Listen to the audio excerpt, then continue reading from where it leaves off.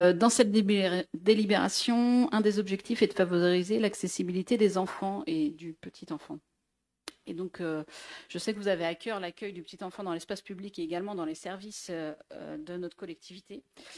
Alors, comme moi, vous avez sûrement été interpellé par la nouvelle communication d'Irigo dans les tramways. Depuis juin, sur l'ensemble des tramways, nous pouvons lire cette nouvelle consigne donnée aux usagères et usagers du tramway à Angers.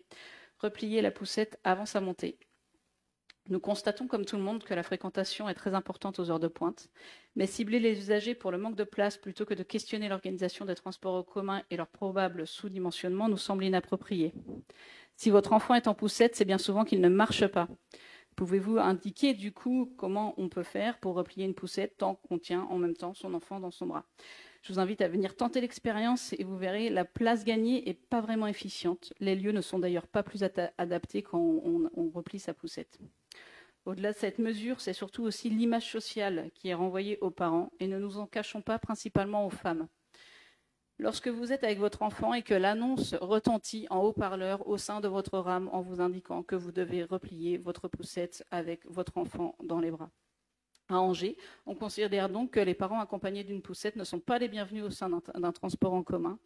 C'est quelque part un peu ahurissant à la vue de vos anciennes fonctions, monsieur le maire, et dans la mesure où nous sommes toutes et tous à promouvoir la pratique des transports en commun, nous pénalisons donc une certaine catégorie de la population.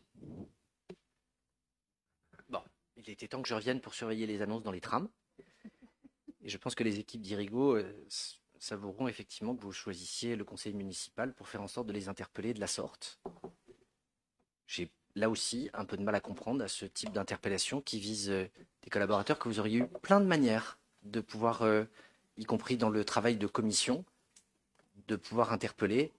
Vous décidez de mettre l'opprobre sur ces équipes d'agents qui travaillent au quotidien. C'est évidemment votre droit le plus strict.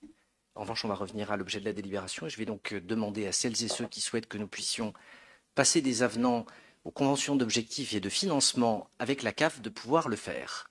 Y a-t-il des oppositions? Y a-t-il des abstentions? Il en est ainsi décidé. La convention d'habilitation informatique